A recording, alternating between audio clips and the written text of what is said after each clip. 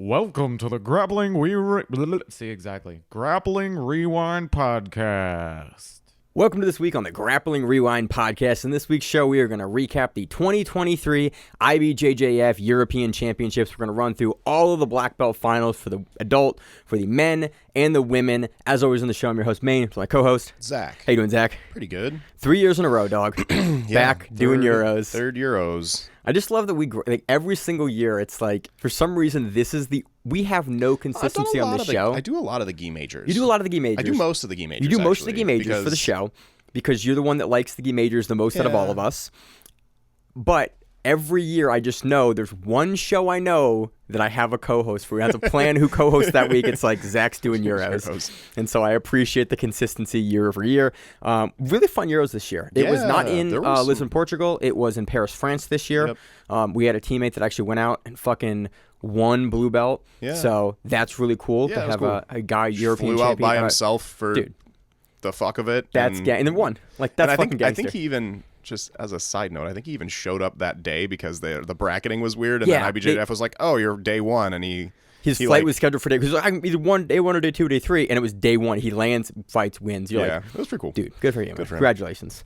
So yeah, European Championships, fun, really good turnout this year as far as like the finals matches go. Some fun stuff to talk about. We don't have a ton of news. There was something major that happened this week. With every major, it just blanks my entire brain for the week. It's a lot of fights to watch. That's all you watch. It's a minimum for us. We cover 18 matches on the show every major, and then we watch like all of the other stuff we watch. And so it blanks my brain for the week. We're missing something major. Figured out ADCC announced that there are opens, and they've given some locations and some dates for opens. There's one in Mexico, one in Canada, one on the East Coast. A lot of the North American opens have been announced, which is cool. We talked about last week UFC going to fight. I mean, ADCC going to Fight Pass. We were excited about that. Yeah. Overall, fun week. We're moving out of the kind of lull period that is usually December and January into kind of the meat of the year. This kicks off the IBJJF European Championship. Is the first major of the calendar year. It's a big deal. It is typically what people not technically begin the Grand Slam, but I think in my eyes, this is always the first one for the Grand Slam of this year. Sure. I think IBJJF technically runs across like 2 years because Worlds used to be mid-year, and they had the weird December year. The pandemic has completely shattered my worldview for scheduling. Well, especially with Worlds being like moved around. And they ran Worlds like back to back one year. Yeah. Like a couple years ago, like 2 years ago, it was like months in June between. or like July or August or October, and then they ran it in December, and I was like, I'm so confused right now. Yeah, it was weird. So moving on. No news this week. We're not going to preview stuff this week because the Euros is giant and big. Always takes long. Zach, I know which direction you want to start, but I'm with the big boys. I'm going to ask you anyway, Zach.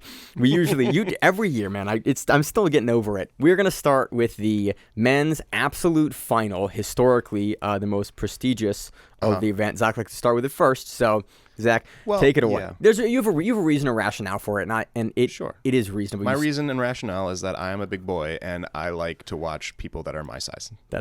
So you have to listen to that first. Yeah, and I'm a tiny small man, and I'm like, let's start with the small people, and like so.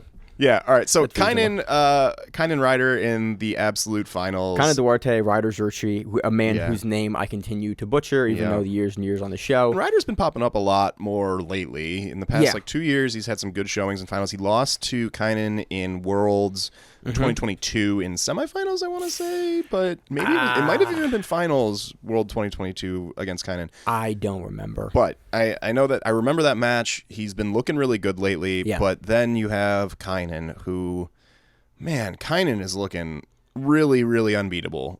Just in general, every time we see Nogi, he has been looking incredible, and it's not flashy. He is just consistent and he's consistent and grindy. He just has oppressive pressure. Like look at the Craig Jones match at ADCC Finals in under 99. Right. And like that's his finals matches. Like it may not be the most flashy. He will have flashy moments where he's past the guard. Like, he has periods of flashy technique, but then he will just grind on you and force you to try to escape his pressure. The weird thing about this is Kynan actually isn't in. He's super heavy. He was super heavy. Mason Fowler was ultra heavy, and he was super. So he's not even in the heaviest weight class. No, he's not. And he grinds dudes out like he's 300 pounds. Yep. It is the wildest. And people have talked about like how and even on commentary, Howell and Chase brought up that he is just like everyone's like, oh yeah, he's weirdly strong, where he's just has to be. in a. But you see him grapple other dudes that we know are like, oh, that dude, Like look, Fowler. that guy's crazy. He beat strong. Fowler to get into the finals here. I know, and it was a good performance from Kynan, a Yeah. dominant performance from Kynan. So They just talk about like, and Fowler's another guy talk about being crazy strong, Yep. but like Kynan, crazy strongs, those people, and it just doesn't make sense, and it's awesome. So this match starts out. Kynan pulls guard.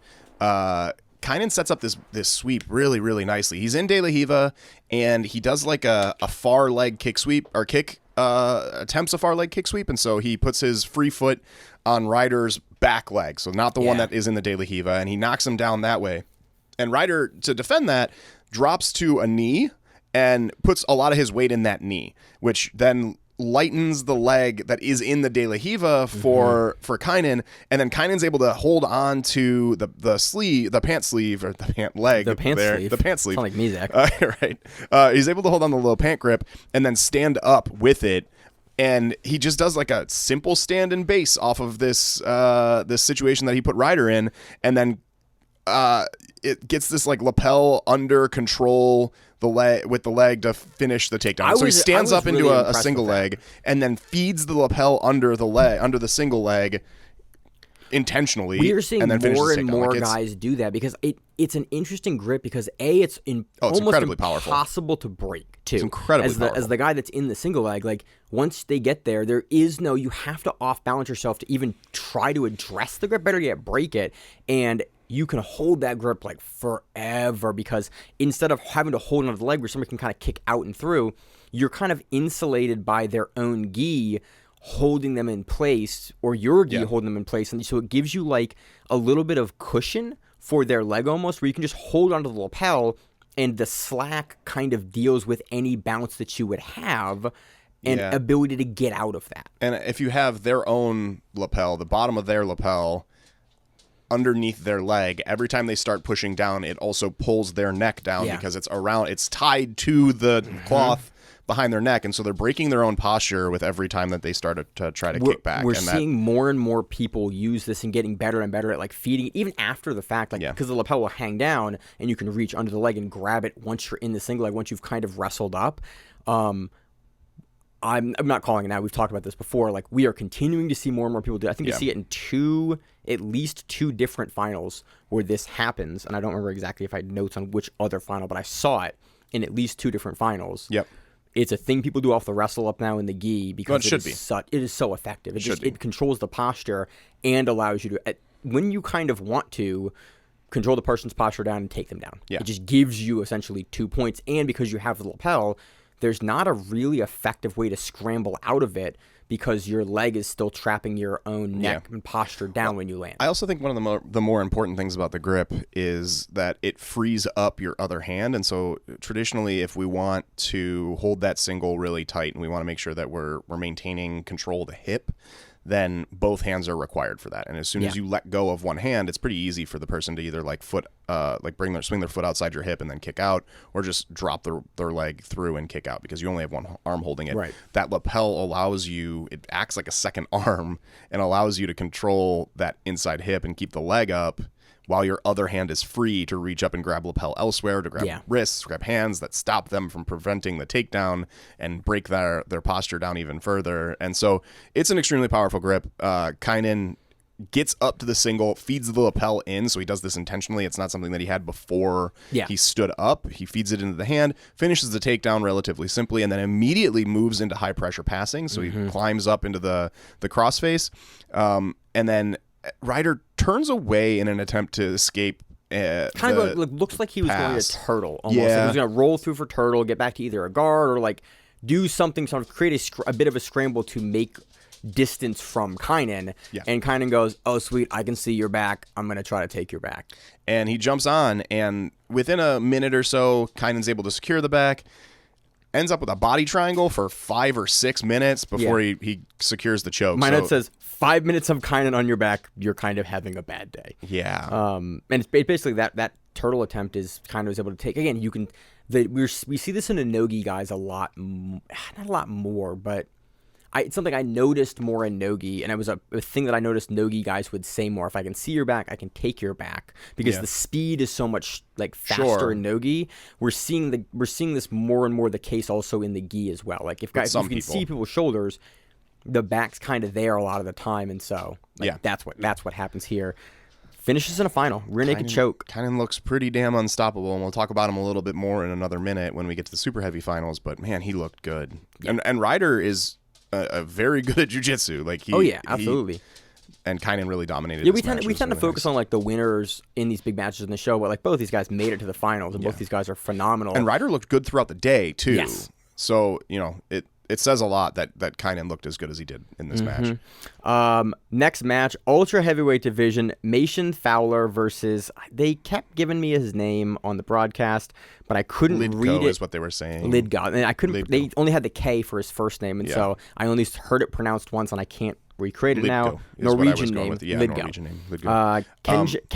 Kenji Lidgo. Yeah. So I'm gonna go with Lidgo because that's the one I can pronounce. Yeah, sure. Thanks to Hal, who actually pronounced it correctly. Hopefully. Yeah.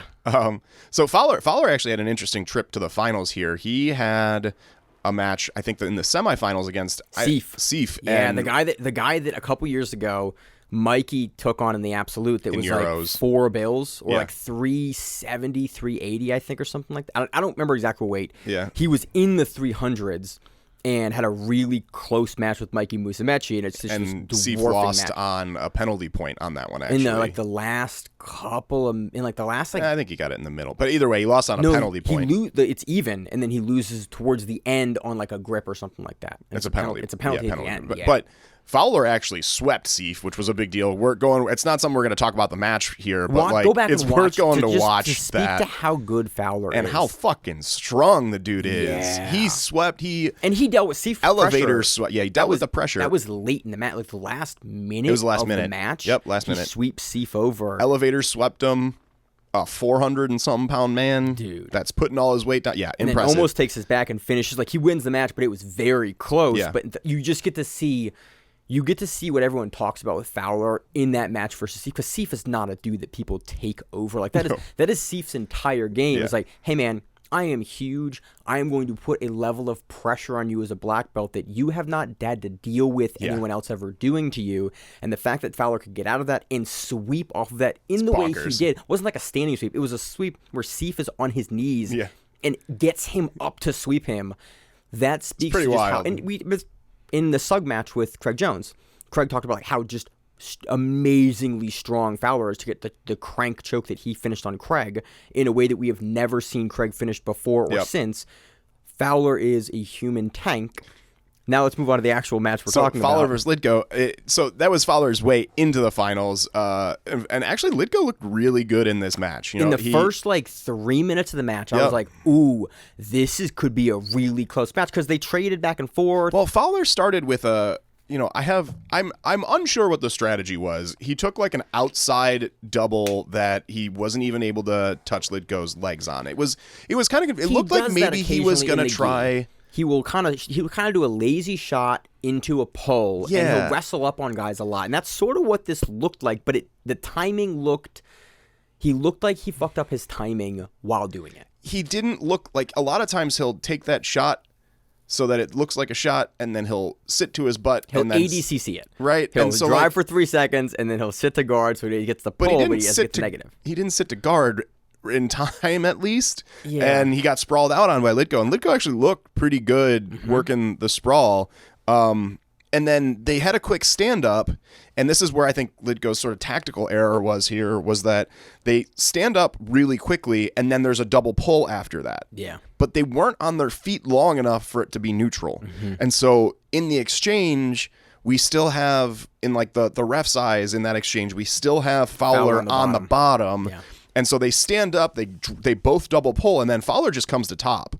And he gets those 2 points for that because that's a sweep, because they weren't on their feet long enough for it to count as neutral. And so that's when things start going poorly for Lidgo. Lidgo scores 2 in this match, and because in the first 3 minutes of the match, it seemed like there was some good back and forth. Yeah. And then the more interesting part to me in this match was like once Fowler kind of gets going, he ends... Well, sorry, before that though, Fowler Fowler starts immediately starting to high pressure pass from quarter guard, and Fowler crept a little too high, and Lidgo was able to take advantage of it and pull him over for the sweep on it. Really surprised because Fowler, when he gets taken over, is almost on Lidgo's chest. Like he is 90. His ass was real high in the air. Yeah, but he's 95% of the way through the pass, and he does this even once he gets taken over in this section for the 2 points.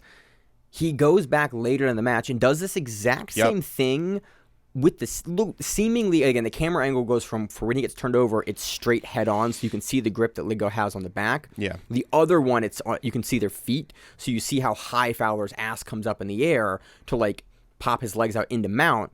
It looks like the same thing, and I'm just not certain like exactly what the difference was. For this one, for me at least, you maybe saw something differently. It looked like Fowler was not as high ass up in the air for this one when he gets taken over.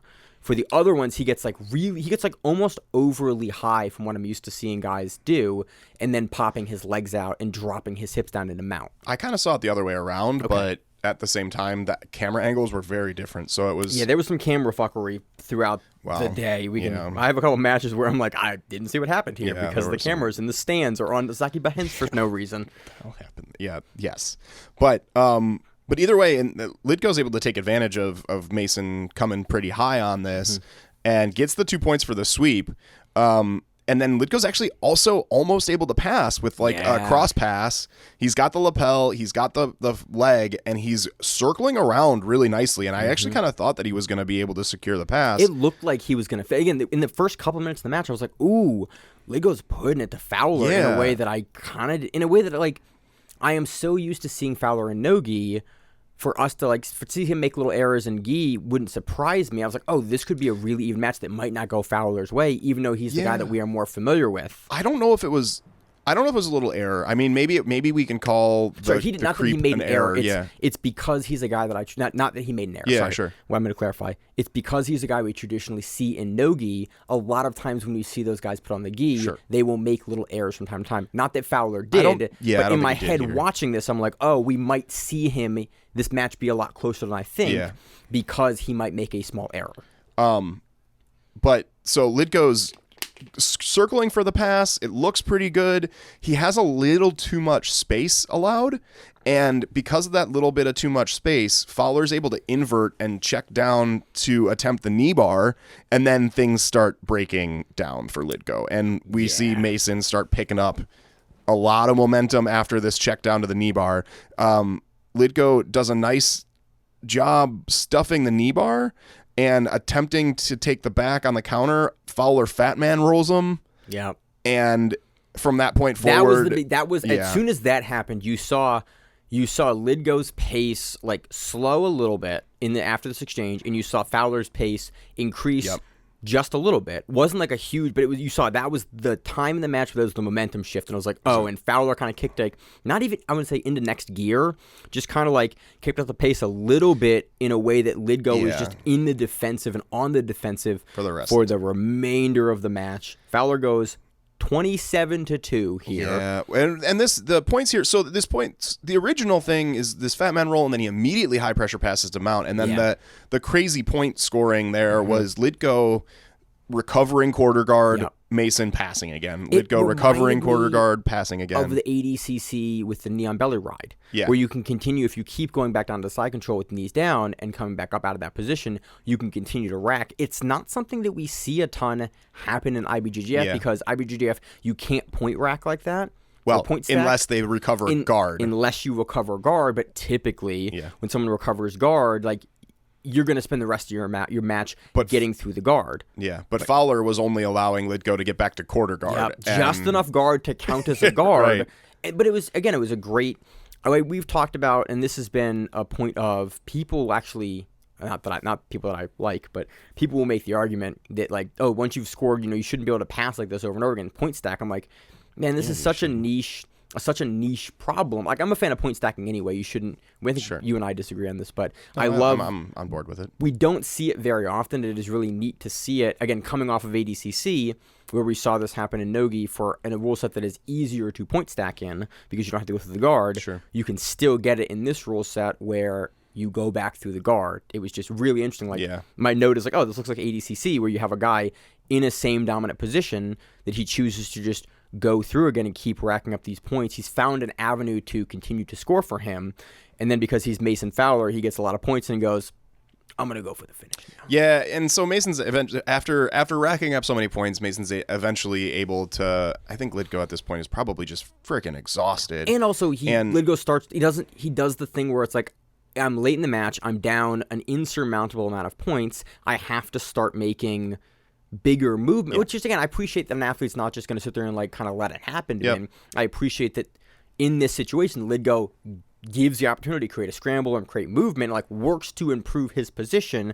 But when you do that, you open up your back, like Fowler. You open up your back. Fowler takes it and chokes you, and that's how the match ends. But it was, that was nail in the coffin. That was already 3 minutes underground. of the match, I was very impressed with Lidgo. Yeah, Lidgo looked good, and especially against Fowler. Fowler's an elite competitor, Absolutely. and we know his pedigree. Lidgo is.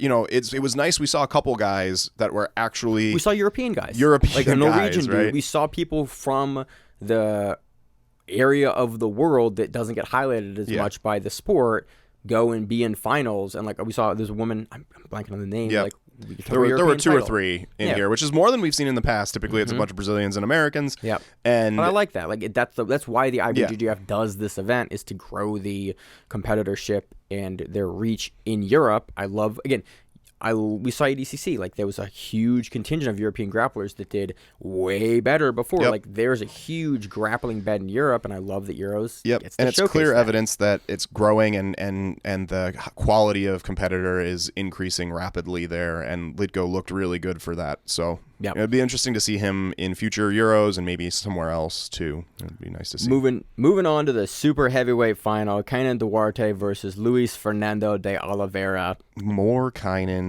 dominance, man. Via armbar. So this is what I loved about this. My notes in for the this, quickest recap. My notes for this are literally a line and a half. So the quickest recap of this. Kaynan hits a classic waiter sweep. Kaynan pulls guard, hits a classic waiter sweep. Lumberjack sweep. Waiter sweep. It's sure. We can get into semantics. Whatever you want to call it. He hits one of the sweeps that you were taught on day one. Yeah. Moves into mount. Sorry, 1 second. We need to have a better term for stuff you're taught on day one, because I don't know what day one everyone else got, but like, we have so many techniques. That's day one technique. Like, bro, how many hours was your day one? We need a better term for it. This is my call, like, to better term. My day one was like a full fucking year long, and I learned all of jiu-jitsu. So it's a day one sweep. Day one sweep. So it's just one of the classic sweeps. Kaynan lands in mount from it. Oliveira responds by pushing on Kainan's chest. Trying to like hip bump Kaynan back, because basically the lumberjack sweep kind of underhooks the leg, dumps over, and then you can, if you time the bounce right, can kind of bounce the guy back over almost like you're getting hip bumped, but it's Kaynan Duarte. And if you overextend on Kaynan Duarte when he's on a move and going somewhere, he's going to do and something. So Kaynan has Oliveira's hands on his chest, and this might actually be the first technique that I learned in jiu-jitsu. When someone is pushing their hands on your chest from mount, you hit an armbar, and Kaynan took the armbar up into the belly down armbar off of it and ended up finishing face up, but he did. Did he finish face up? Yeah. Oliveira tried to roll through, and Kaynan was able to finish face up. But man, this was classic, old school, dude, early technique kind of jiu-jitsu stuff you teach to the beginner classes, so done clean, done at the perfect level, and such an incredible display of that technique being used at the highest levels. And it's not to say that Oliveira is clearly an incredible jiu-jitsu player. He's in the finals at Euros. You don't make it to Euros without being. You don't make it to the finals, right? Yeah. He's good. We've seen him before, and we know that he is an extremely good competitor. And the fact that Kaynan can use these, basic jiu-jitsu techniques on a guy that's that good is just such a display for Kaynan, and so incredible on him, man. He is. I want to see him against Gordon again. It feels like 2018 Gordon, or 2018 Kaynan again. Yeah. Like Kaynan in 2018, outside of Gordon, I couldn't have seen anyone beating him, and he's in the past 6 months, he has looked like 2018 2018 Kynan again, and it's really impressive. He looks good. Terrifying because now he's a little bigger, more experienced, been a black belt. Because I think in 2018, I think he was a brown belt for ADCC in 2017. Was he brown for that? He was brown for that. I think he was brown. Yeah, because 2018 was his like beginning his first black belt run, and I remember saying things like, "Wow, this guy's first year at black belt, and he's ruining everyone." And I wouldn't bet against him at this point because he's been destroying so many people. Win ADCC and win ADCC again, and dude, he looks in rare form.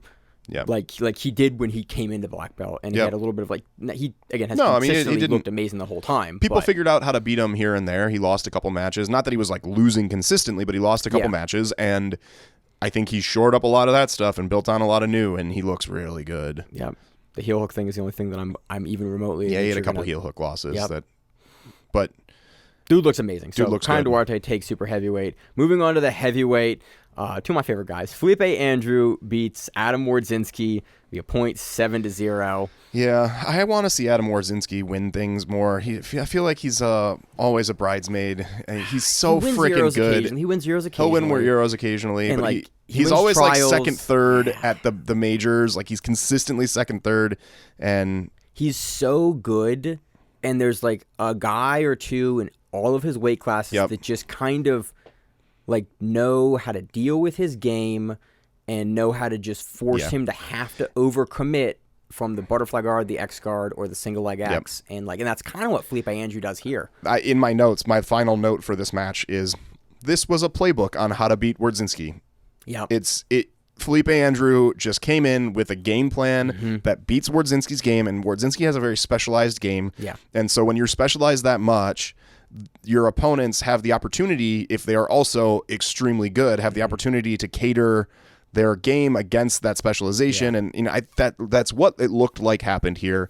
Felipe, I love Wardzinski. First of all, I love Wardzinski's game. Oh my God, he's so good. Wardzinski's game is like the modern guy that I have built my game off of. And so to watch him oh no, that's how guys beat me too. I'm like, oh. I feel like bad and not bad at the same time, where it's like if it works against him, obviously it works against me. But it is unfortunate and fortunate to have it reinforced where it's like, yep, he can't stop that, I can't stop that either, so I feel less bad about getting hit with it. Beautiful performance from Felipe Andrew. Yeah, here. Felipe Andrew, he comes in with a lot of forward pressure and aggression right away. He never lets Wardzinski set up any of the guards that he likes to play. He's constantly disrupting Wardzinski's feet. Wardzinski looked like he really wanted to play single leg X in this particular match. Well, he got in a butterfly at the beginning there, but Wardzinski knows, and whenever anyone plays butterfly guard, you can't play butterfly versus a standing opponent. And Felipe Andrew does a really good job of never trying to pass on his knees the entire match, because that's the guard that Wardzinski is the strongest in.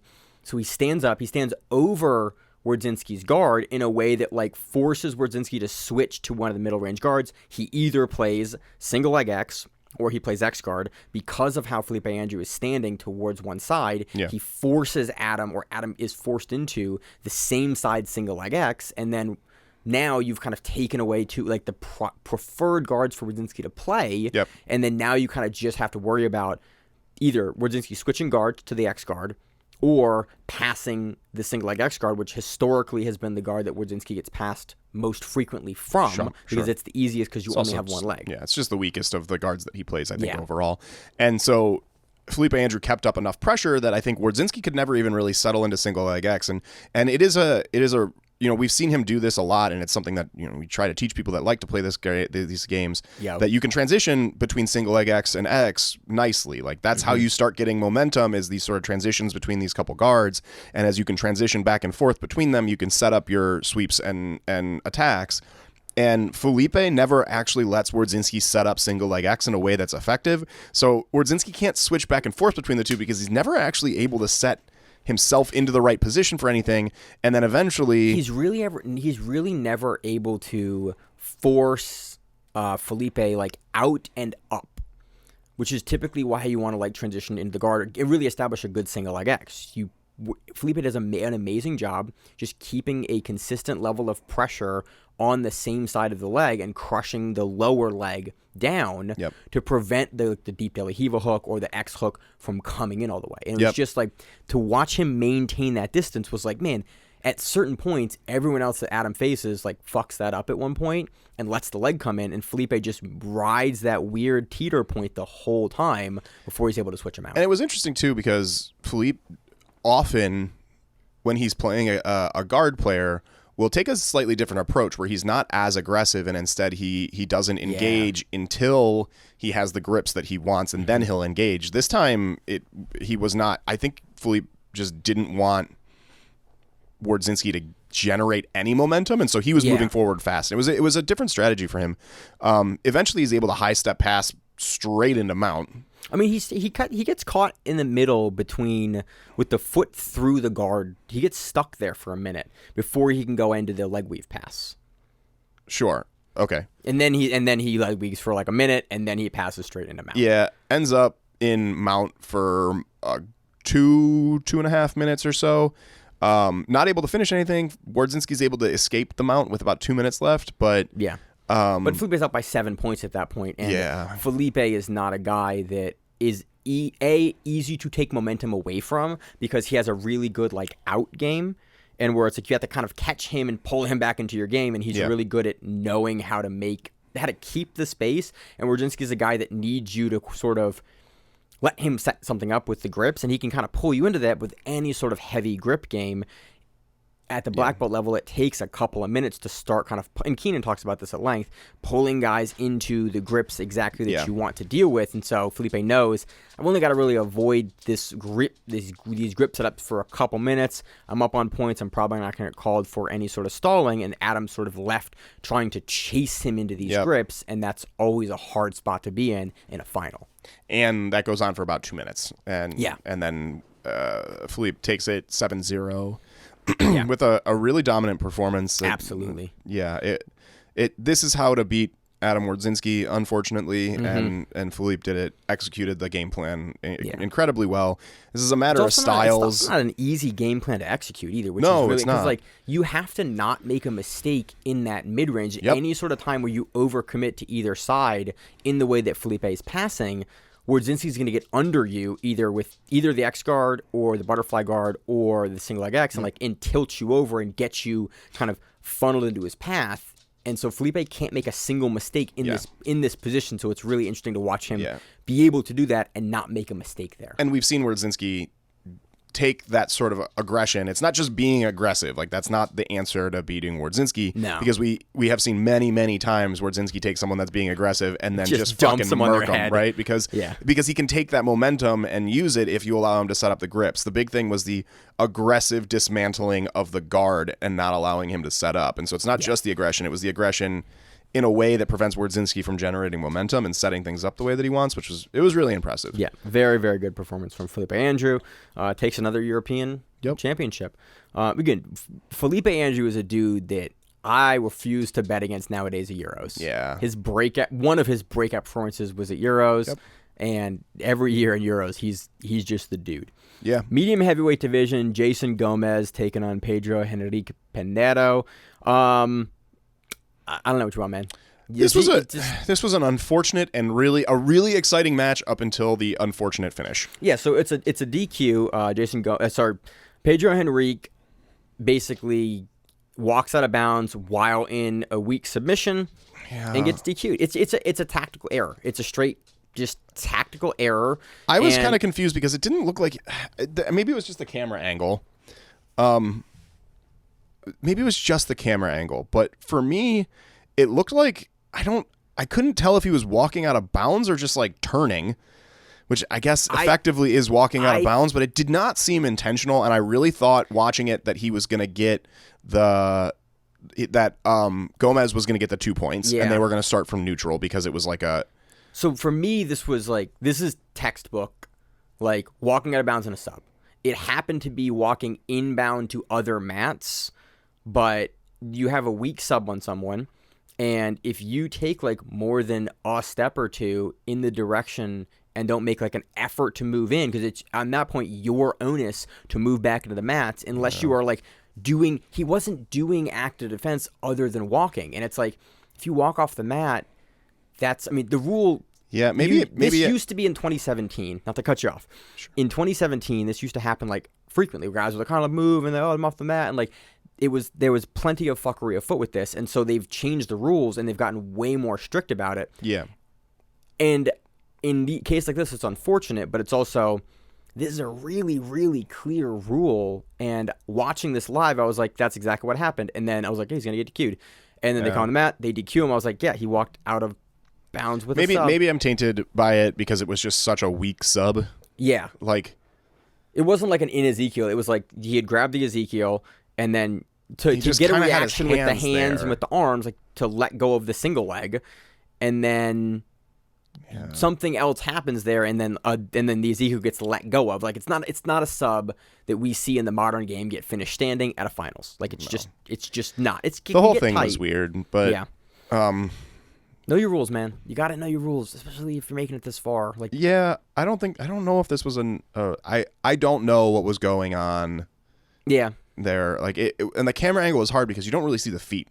You see them waist up. And for me, like, if he's taking multiple steps out of bounds intentionally, then sure. But I couldn't see that happening. Yeah. It looked like they were just sort of standing there. The amount of space that they moved between when the submission was put on and when the DQ was called and the stoppage happened was not even a foot from what I could tell. Like, I think I thought it was a little further. I thought that he made 2 or 3 steps straight out of bounds. And well, he was backing up. He would have had to have backed up out of bounds. And so the way that it was to me is that essentially Gomez's right shoulder was at about a 45-degree angle to the edge of the mat. And Gomez was facing out of bounds. Because this gets locked on at the yellow. This gets locked on in the border space. In the border space. Yep. And to me, it looked like, right, they're at a 45, and it looked like it was walking backwards. Yeah, and I think they turned a little bit, so it's walking backwards directly out of bounds. Maybe, but it was just all weird. And I think maybe if I could see the feet, then I might agree with you more, and it would help a lot. But like, I couldn't tell how much they moved. It seemed, I'm not saying that it was questionable. Yeah, but as a viewer, it's hard to see because you can't see the fucking feet. Like, I need to see the feet to understand this call. I'm sure the refs made the right call based on the rules, but also, like, it's hard to tell what was going on in anyone's head there and what felt like it was happening. And it's always frustrating to see a DQ for something like this in a finals where it's like, I wish, and we speak about the issues with the IBJJF frequently in the show because there are numerous and abundant. There needs to be there needs to be communication between the refs and the athletes. Yeah. Like, every other professional organization has that. Yeah. The ADCC refs talk nonstop, almost to a point where it's obnoxious. They'll yell at you for stuff. Yeah. These are professional athletes, and if you want, they're not in the IBJJF, they're amateur athletes, but in the sport, they're trying to make them professional athletes. There is communication, like, or imagine an MMA referee not warning a guy for like back of the head shots, right, and then just stopping the match like, oh, DQ. You're like, you need to warn him on the strike if the match continues. Like, there are rules in place. And you could easily do that here. Like, you could be like, don't go out of bounds. Don't go out of bounds in the sub. Don't walk out of bounds. Don't walk out of bounds. Like, give them a warning. It's just disrespectful to the athletes at this level that we have to talk about a DQ like this because you did not inform the athletes. And then you stop the match, and then it's like, oh, it's a DQ. You're like, oh, cool. I wish that in this context for this finals match for a black belt, I would have had a referee whose job it is to maintain the action and make sure it's happening correctly. Let me know. Like, they do it for double pulls. They warn the athletes. You're like, why not in a match-ending scenario? Why are you not communicating with the athletes? Just disrespectful. Makes sense to me. You have anything else on this match, Zach? You had some technical pieces you wanted to talk about. Nah, I don't really need to. It was an exciting match. There was a lot of really nice wrestling that happened before the DQ. The DQ is the important thing that happened in the match. You know. Yeah. I wish that we had more to talk about because things were looking really interesting. There was some good wrestling happening, and so, both these guys are guys we're seeing a lot more of, especially like Jason Gomez. Like, we're seeing Gomez wrestling looked incredible. We're gonna see. I think we're gonna continue to see more and more of him in the future. Yeah, I think so too. Moving on to the middleweight bracket. The goddamn Tynan show. So it's worth going and watching every single one of Tynan's matches here. Dude, and we're going to talk about his final. About how good you're never going to be. Oh my god, So Tynan Daupra defeats Pavel Kalesnik, because that's my screen. My eyes are starting to not be as good anymore. I'm realizing it in the last year. Eat your carrots. That's actually a myth. I know. Okay. So Tynan Daupra defeats Pavel via collar choke. Zach, you have a bunch of notes on this. I have a bunch of notes on this. Do you want me to do my notes first, or do you want to do your notes I feel like first? you really want to read your notes out loud. I don't want to read my notes out loud. It's rambling nonsense, but If you care about the finer points of the show and like professionalism, just skip for 15 seconds. These are my actual notes for Tynan Daupura's finish. This motherfucker about as close to a wizard as we're gonna get in the gi. Fuck your guard, son. He pulls the knot. It's single leg X, same side on the collar the whole time. Just the tip sweep, hits him with the flat pass, then a step back, the pressure back in through the guard. Then he does a fucking gator roll to the back and gets the finish, bro. This is a finals match in the gi. 144 to the finish. yeah. And you can come back in. My after notes are a coming in. little more technical on this one. That but is a view is- into matches when I get excited. That's the framework of many of my notes. So two things happen in this match, and both of them were absolute magic from Tynan. So Tynan pulls off this ridiculous sweep. He's got De La Riva with a collar and a low pant grip. But he keeps the grips. He pulls on these grips, and then he maintains these grips until the gator roll. Yeah. And so he pushes on. So from the De La Riva with the collar and the low pant grip, he pushes on Kolesnik's far back knee. Yep. Gets weight on that back knee. Weight comes off the De La Riva leg. He circles his De La Riva hook out around Kolesnik's leg, inside the inner thigh, and then elevator sweeps, like elevates the leg. It's not an elevator sweep, but he elevates the leg. I call this and a tilt sweep. Sure. It's really just kind of just like lifts. He just lifts him up a little bit, and then using the top hand grip and the pan grip kind of like knocks him over. I wouldn't call it a tilt sweep. I wouldn't call it an elevator sweep. It's some variation of some of those things. Yeah. Because what the fuck do you call this nonsense that he pulls out of his asshole? So he elevates this leg after. So he circles the De La Riva hook around, elevates that leg, and gets Kolesnik's face on the mat. Yep. Brings his hips up, and then immediately starts, because he's got that same collar grip and that pant grip. He immediately starts outside passing, like a cross pass kind of situation, you could say, with his head down into the chest, Like super low, super head low pressure down. very Tynan kind of pass. We've seen him do this a bunch of times. But what we don't usually see out of him is that, he is circling to his right. He's got the collar grip and the pant grip. He's circling to his own right. Mm-hmm. Kolesnik is facing that direction. Tynan's head is pointed that direction. Knees pointed in the direction, that rightward direction for Tynan. Trying to pass towards the chest side when the person is facing that side. And Tynan's head is deep in Kolesnik's chest. Yeah. Tynan gator rolls, so turns his... So you're through the pass already. He didn't actually pass on that, though. He never finished the pass. He flop passes through. He tried to, but he never actually finishes the pass. And he ends up in this situation where the knees are facing forward. He doesn't actually get the pass. This is how he finishes. This is how he passes, because he's fighting to get this pass, and he's not able to get it because Kolesnik's bottom leg is able to come in underneath and is going to prevent the pass. And so he's got his shin in there, and so Tynan would have to either go all the way around to north-south, or he takes his own right hip back and over. So he high steps backward, essentially, and gator rolls across Kolesnik's body around to his back. I never thought I'd ever had to describe a gator roll in this position. Like everyone knows because it's not a thing that people would do. It's not a thing that it's not normal. It's not normal. We've seen people gator roll stuff before, but I have never seen someone use these grips and gator roll. It's a judo thing. Like you see guys gator roll for certain like hand throws, like hand wheel throws in judo, like standing. They kind of spin through like a pirouette. Yep. He does this on the mat. And then at that point, he lets go of the grips and changes his grips. As he's face up, so he's got the pant grip. When he gets face up through the gator roll, so he's face down, he rolls over his shoulder. When he hits face up, he can no longer hang on to the pant grip. He lets that go and then continues rolling over basically to north-south. If he wanted to, I think he could have finished the pass here. Yeah. But instead, he sits his chest up and then lets Kolesnik sort of sit up as well to show his shoulders. And then Tynan pulls him back in and puts the hooks in and gets his back. Like, I honestly think that he had the opportunity to take the pass. And if he wanted to take the pass and land in north-south, he could have done it. Yeah. He wanted the back instead. He could have done it on either side. He could have passed forward to the flop pass again or around with the gator roll to the north-south. But he just kind of like...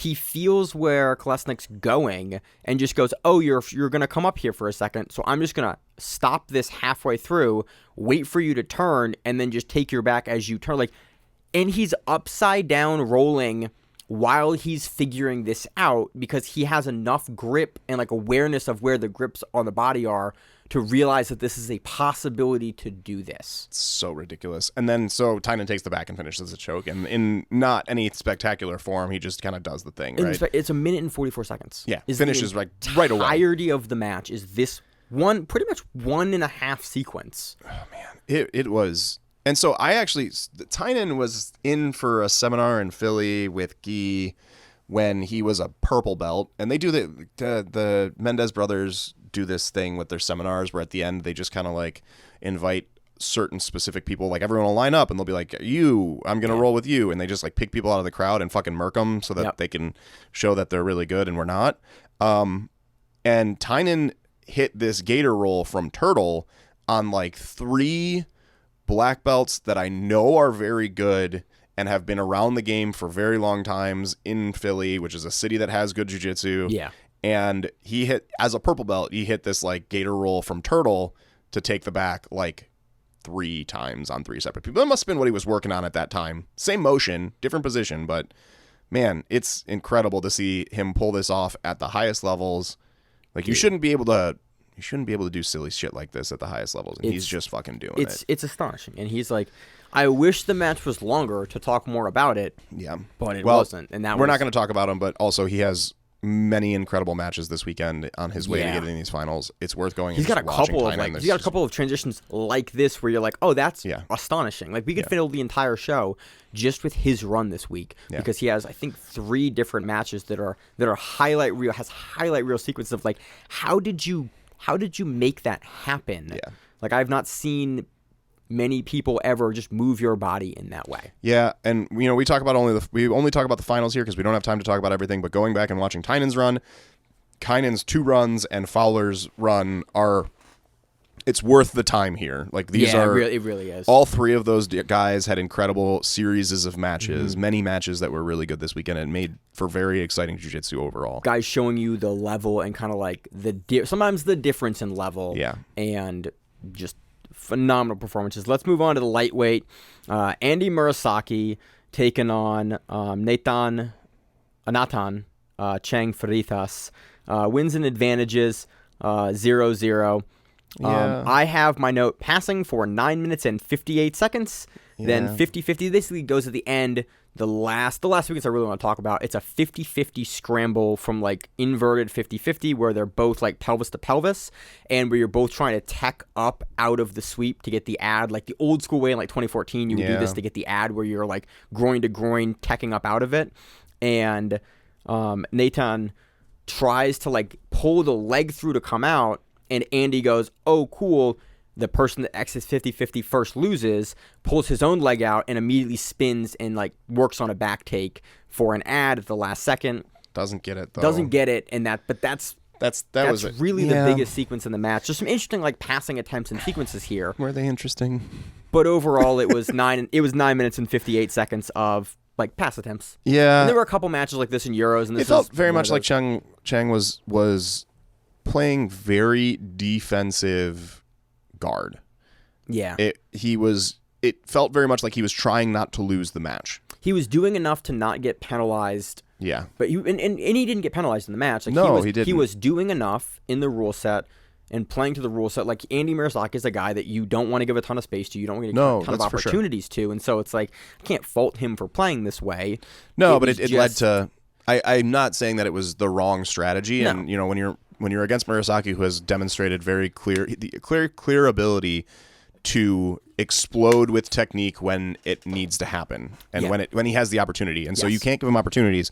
But what that led to was a match that was on the slower end. Yeah. More defensive. So, but Murasaki takes it pretty much in that last sequence. Like I think it was going Murasaki's way. I think either way would have gone Murasaki. Yeah. He was the one that was pushing the pace. He was definitely trying to generate something. Yeah. And I feel like momentum was in his favor. He was never able to actually generate anything. Yeah. But it looked more like he was working forward throughout the match, but that the last minute sealed the deal for him. Yeah, pretty much. I mean, in the last 2 seconds is where he scores the ad. Yeah. Did he actually score the ad? He scored the ad at the end. Yeah, at the end they. I didn't realize that he actually scored the ad. I thought it was 0-0 on a decision. It was, and then at the end it kind of fades in that he had the ad. So, moving on to the featherweight match, we had Fabricio Andre taking on Alessandro Pinto Sodre. Wins it by points 2-0.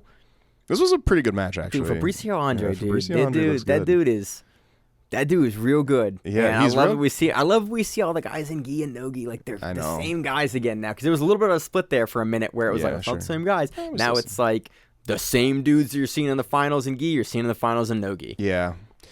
Yeah, and so Fabricio looked really good. Fabricio starts this match pulling guard, sets into a mix between sit-up guard and reverse de la Riva. It was really an interesting guard that I don't know. Like, I looked at it and I was like, oh, damn, this looks interesting. I should play it. And then after a little bit, I was like, I don't know if people over 200 pounds should try this shit. It's like he was playing sit-up guard, sort of, where he's like Zach, hugging. These are the people that play the guards that I have to play, Zach. Yes. If we started with the big folks that don't have to do this, this is the game that's that the thing. Like, I love sit-up guard, but the thing is that, like, what he does is he hugs the knee into his chest here, but he also plays on his back. So he's like, he's laying down, hugging the knee in, and that's a lot of weight on a chest at higher weights. But I mean, for Fabricio, it was okay. And the thing that I noticed that was preventing him, so like traditionally, if you're in sit-up guard and you get laid out flat like this, even if you hug the knee in really tight to your chest, you're probably going to get past. Yeah, Fabricio, you just don't have enough fabric on the guy to prevent him from being able to drive his weight through on either side of you to start like getting past your leg and your hip line. Right, and then they're going to start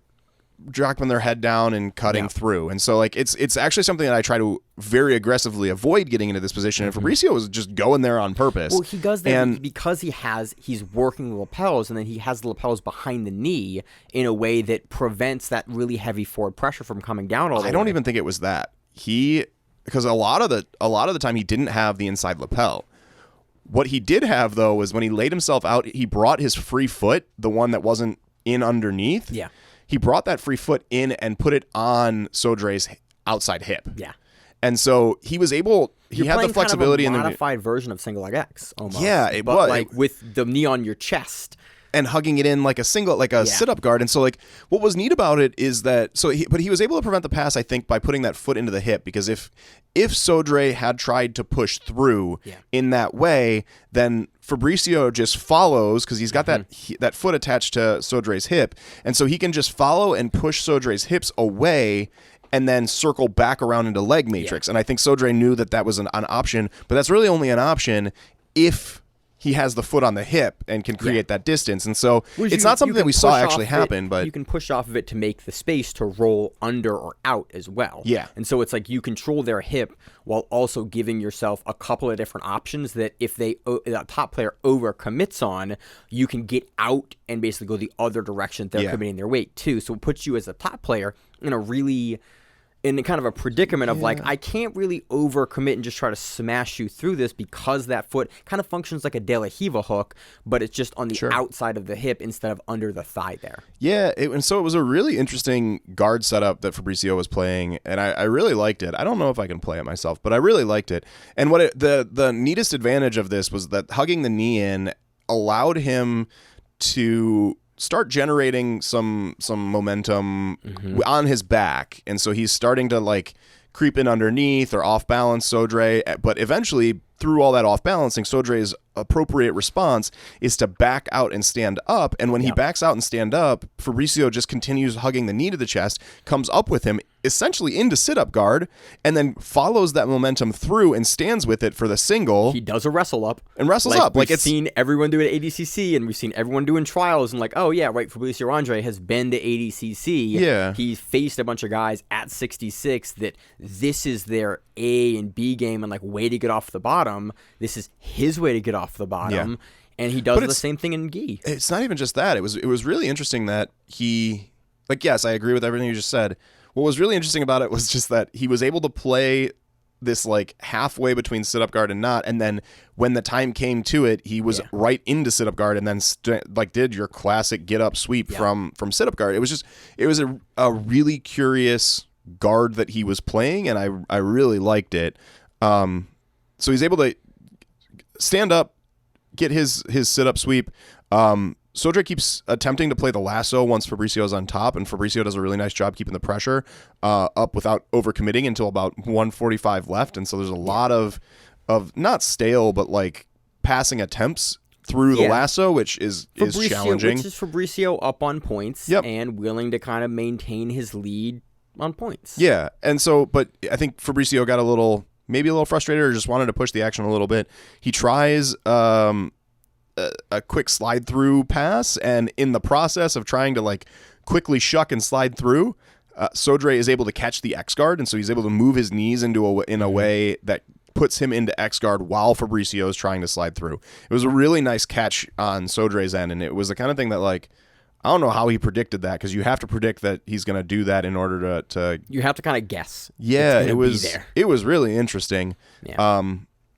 And then but he ends up in X guard and immediately goes for the come up sweep himself. Yeah. But Fabricio does a really nice job tripoding out, and so he stands on his feet and puts his hand on the mat, and so like pyramids up and balances himself there for a minute, and is eventually able to move from that tripod to back to standing neutral. And that's essentially the end of the match, because once you're back to standing neutral, there's less than a minute left on the match. And good luck. You know, but Sodre almost made a comeback off of that, which was really impressive. Like his ability to catch that X guard and then stand up with it. He wasn't able to finish, but man, it was really nice. It was a very fun match. It was good. I wish that I would have seen the transition on the single leg after Fabricio stood up, and not looked at the looked at them rapidly cycle through cameras. That was weird. That was weird. Where they're looking at it, and then I wish they would have a mat side camera, like a good mat side camera, because we're always like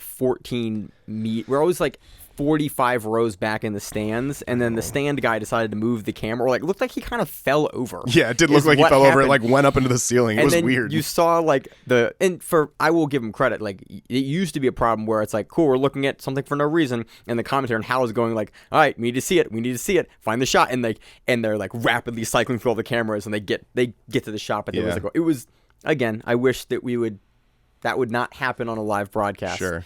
But it just made me laugh, because every major this happens, and this was the time it happens. This was one of 3 times it happens for this one. So Fabricio Andre takes that. Very close, very fun match too. Yeah. Next match we have Malachi Edmond defeating Diego Pato 4-2. Yeah, it was nice to see Malachi back at top levels. You know, dude. Every time I see him, I'm just like, that dude. I'm going against that guy. And I feel less every time. I feel less bad. Yeah, and what was interesting with Malachi though is that he doesn't actually he competes sporadically, and when he competes, he does really well. But he just doesn't do all the tournaments. It's interesting, but when he does show up, he does really well, and he does really well against Pato, who, 2021 Pato is a favorite to win this division. Pato is the favorite to win most things at this point. Even still, just keep in mind, 2021 ADCC run was wild. Not even just his ADCC run. I'm still the most impressive thing Pato has done was 2021. I think he won Pans and Worlds, Gi and no Gi, all 4. Jesus. 4 golds, Pans, Worlds, Gi and no Gi. He's so good. In 2021, he's an incredible player, and to see Malachi come out and take it from Pato was really impressive. Yeah, so both these scoring sequences were unique. I'm not gonna say questionable. No, they're not questionable. I would argue that the 2 points for the pull for the second pull, the first 2 points that Malachi gets were the sequence where Diego is taking him off the mat. Malachi reverses, they go out of bounds, and then Malachi kind of ends up on top with the toe hold that Diego pulls them back onto the mat. Like, I can work with that 2 points. I thought that 2 points was 100%. That's what I mean. Yeah, that's fine. Like, the sequence was off the mat, so it's like, and like, especially in a transition off the mat in the IBJJF rules, like that. But they were on the other mat. Sure. And I don't have a problem with it, because I think that IBJJF... So you're saying that there was a chance that because they were so close to the edge of the mat, when Malachi does his roll through, that should have been out of bounds already. Yes. Well, no, because they're on the other mat when that happens. Like, they're into the other mat. And so it's like, I don't have a problem. Like, I much prefer the IBJJF going, it's a finals match. No one's on that mat. let him work. Yeah, like okay. I appreciate that, but I wish they all went that way. But we have a level of inconsistency at majors. Right, so maybe it's maybe you're saying that Pato was is. thinking that we're going to be called out, and I which don't you can't know, do. But it calls like ADCC. There's no edge of the mat. I'm good with that. IBJJF, there is the edge of the mat, and it is not universally enforced. As a spectator, I don't have a problem with that, but it is a little weird when you have a match so close like this that is contingent on 2 points for a sequence like this that happens kind of out of bounds.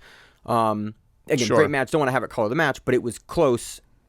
The sequence that comes technique-wise, I thought it was really nice move on Malachi's end. Like that sort of roll through is a thing that you see in freestyle wrestling and is really effective. It was really cool to see it done at this level. It's not something we see many jiu-jitsu players even attempt to be able to do. It's like a Granby. Basically, what he does is Pato has a waist hug from the back, and Malachi goes cool and does like a standing Granby roll. Sort of, you could say it that way, yeah. Well, how would you? As a no, wrestler, I mean that's probably. I don't remember what the name of the technique is. It's obscure even in wrestling. There's a name for it in wrestling that I do not know. But he does a standing Granby roll and then like almost tries to reverse it into his own technique, gets to the leg off of it, and then what I love. This is my favorite piece, maybe aside from Tynan, at Euros was Malachi continues to go for the feet in this match, but in this moment goes for a toe hold. They are off the mat. But, like, you can maybe see how it's going to play out. And in this match, they're letting it happen. And you see Pato go, you're not going to get 2 points on me for this. And he basically pulls himself while in the toe hold back onto the mat. Like 2 feet. Scoots himself like 2 feet back onto the mat. At least 2 feet. He pulls him out of the edge of the mat, off the border, to, like, well into past the yellow border. Like, he's scooting them. Yeah. And I was like, that dude is so good. Malachi's like a world class guy, and he's trying to crack your foot in half on the toe hold, and you're like, I don't get 2 points scored on me, and you're going back in. It doesn't look like he's breaking your foot.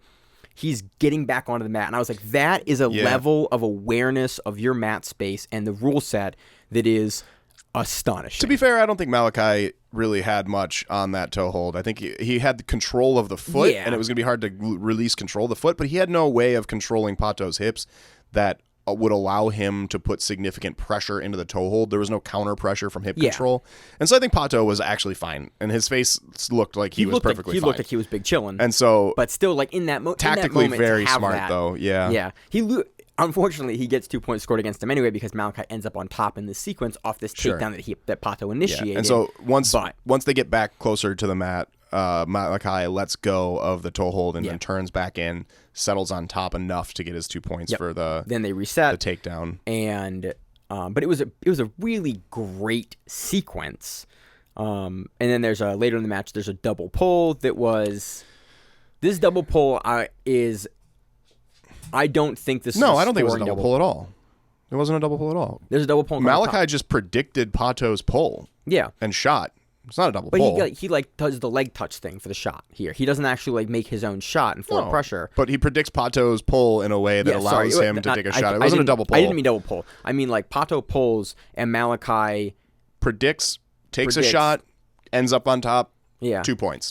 Because if you look at this for how IBJJF scores it, if the person initiates the pull first, it's just a guard pull. There's no points. From watching this live, this looked like about as close as you can get, and I thought that Pato initiated the pull first, and I would not have scored this. Yeah, I would have scored it. I would have scored at 2 points for Malachi. Honestly, I thought it was a good prediction. I think it was a great prediction. Yeah. It's as close as you can get. It's always those weird, like very very close to the gray area. Fair. If you saw it clearly, then I could be incorrect. But I remember I watched it. My tendency is that if it's that close, I would just give it to the person that took the shot most of the time, because I think that this is a rule that is established to sort of punish guard pullers a little bit, and I think that that's a fine thing to do.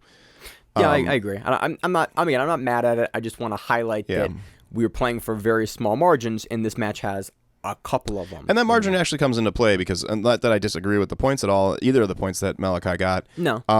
But Pato does actually secure a sweep with about a minute left He's able to come up from a double-seated guard because Malachi sits his butt down into a 50-50 situation. Beautiful grip sequence to get it there, too, because they're in this double open seated guard, and you see Pato, like, get the grips he needs, and then he lifts Malachi's hips up and is able to tech out first without the grips on his own legs, and then Malachi's left sort of being stuck in the double open seated guard, like on his butt as the bottom player now and gets scored up. So it's a great... It was a nice sequence. Like, great little sequence, and it's something that I teach people that I teach to do, where it's like in this position, like lift their hips up. And you have, if you beat them with the grips and can stand up first, you can functionally keep them on the mat, and you can get sweeps exactly like this. It was really nice, and so he gets his 2 points for that, but it's a little too late. Yeah. Malachi takes it 4-2. I will say that, you know, Malachi took smart points here. Absolutely. He played the game better than Pato on this day, I think. I think his points came from gamesmanship, I mean, he's clearly technical and excellent at jiu-jitsu. I think watching this match, it looked like Pato was playing better jiu-jitsu, but he got out-gamed. And I think that's important. Like, I think that's a good way. That's part of the game. Part of the game. Yeah. Right? And so it's not saying that Malachi did anything wrong. I think actually what I'm saying is that he did everything right. Yeah. And he played the game perfectly, and that's what you want to see from this. I would say overall, technically, Pato looked more sound, but he still very much lost this match because he didn't play the game as well as Malachi did this day. Again, you're fighting for those tiny, tiny, small margins in scoring at this level. Like, and I think this match, of all the matches we saw, was one of the closest contested margins. But it was interesting to see. Yeah, Pato looked like he was the stronger player in their positions and dictated more of the exchanges. Yep. Like, all of the scoring exchanges were from things that Pato initiated and did. Yeah. And Malachi, to his credit, which is phenomenal, was able to score off of the initiation of Pato, which is at this level astonishingly hard to do. And just, again, speaks to how good the dude is. So, very, very cool match. I enjoyed the hell out of this match. It was a cool match. It was a good match. Moving on to the male roosterweight division, the last division for the men's. We had Thalson Soares defeating Wilson Goncalves via lapel choke. Yep. Double guard pull, which... I'm waiting for the day that we don't see a double guard pull start the roosterweight finals, but it may never come. Occasionally it happens, but I cannot offhand recall. 2012. I'm just kidding. I'm sure it's happened more recently than that. It's not very frequent. It's infrequent, Zach, to say the least. So we have a double guard pull. You used to be able to say the same thing about feather, light feather, and even light, and now we almost rarely see double guard pulls. The last year or so, it's been a lot less double guard pulls there. So ADCC's like, hey guys, you got to win money. You got to learn how to wrestle. Right. And everyone's like, I got to learn how to wrestle. So Thalson, it's a double guard pull. Thalson's able to get a couple ads. He comes to top eventually. Gets an ad for that. Is also able to rack up a couple ads for almost passes. Before he hits a really nice sweep from De La Riva. This was a super neat sweep. Yeah, this was really cool. So Goncalves attempts a high hip over on Thalson, and Thalson's able to catch the hip before Goncalves gets all the way over. And so he catches the hip from the back and then climbs up into crab ride, which, like, my intuition would be if I have that back grab, I'm going to scoot my hips out the other direction and try to, like, dump sweep him. But instead, Thalson, I mean, it makes sense for this weight. But because he's so quick. And it's funny, like, you're a giant, large man, and these are people of my size, Zach. And it makes more sense for him to do this, because if you're so quick, you can make the hip out to the other side and end up in a better position here. Yeah, and so he hips out toward Goncalves' back and ends up with the crab ride position and then stands up to finish the sweep. And so, like, he crab rides him, rolls him, and then stands straight up and is able to finish to get his 2 points for the sweep there. And it was a really nice exchange and, like, a unique way to... I don't know if it was a scramble. I don't think it was intentionally set up in any way. So I guess it's a very scrambly kind of sweep to me. But it felt kind of like it for me. It looked like a scramble into a defined sequence. Yeah, and like sure. A series. It didn't seem like a Gary Tonin scramble where it's like we're just fire, which I love to see. And again, Tonin has a lot of, like, plans in his scramble. That's his game. This felt like I'm going to create momentum and movement, and then I'm going to a to do the flyweight thing in UFC where it's like we're going to get running, and then I'm just going to lock us down halfway through the sequence you think we're both running in, and then I'm going to play top pressure. Yeah. Well, which makes sense because Thaleson ends up in Crab Ride, which is a place that he's very familiar with and very comfortable with. So he funneled himself into a place that he was comfortable with and then finished the sweep from there. But the whole exchange from front to back was like a nice scramble into the sweep. It was a neat thing to see. But this is where things actually get a little bit interesting because Thaleson sets up some low pressure body lock passing, which is something that we've seen creep into the lower weights a lot more, especially in the past 2 years. Like you would never see this style of passing in 2017, right? Like very rare. We can probably pick. You could pick a person or two, but it was not part common. of the overall meta to pass this way at the lower weight classes. It was not something we saw in great frequency. Yeah, but it's getting there more now, and to see Thaleson doing it at the lowest weight in the way that he was and doing it really effectively was interesting. So he's doing this low pressure passing, and then he creeps up to Goncalves' shoulders, which is something that we saw in a lot of other matches. I didn't harp on it as much in the other matches, but this is something that we've been seeing in the gi a lot more, is that people will start with, I don't want to call it body lock passing because in the gi, it doesn't really, you don't need to lock around the body. It's more like you're grabbing friction, cloth at the hips, just above the hips or just below the hips in a lot of cases. But it functionally kind of serves as body. Functionally, you have enough pressure and grip to be doing the same sort of passing that you do in no-gi with the body lock. You just don't necessarily have to lock the body in the gi. Yeah, and so we're seeing this sort of like hip low pressure passing at the hips to set things up. And then what's happening a lot is what Thaleson did here is that you slowly creep your arms up from around the waist or just above the waist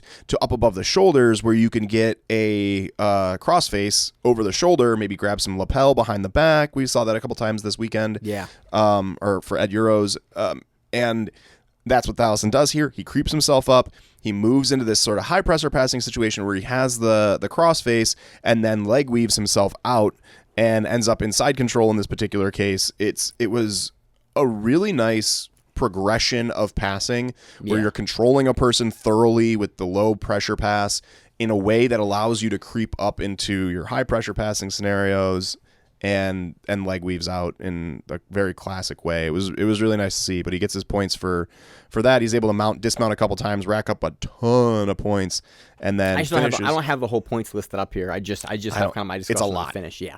But then he actually finishes with I always call it the Faria choke, but I think that there's another name. I was literally I wish you had a name because it was like, I'm going to ask Zach on the show what he calls this choke. I always called it the Faria choke because I got it from watching Faria in like 2000, I don't know what it would have been, maybe 14, 15, 13, 14, 15 I call Worlds. It a lapel step over choke, but I realize right now it's not a lapel step over choke. It's not.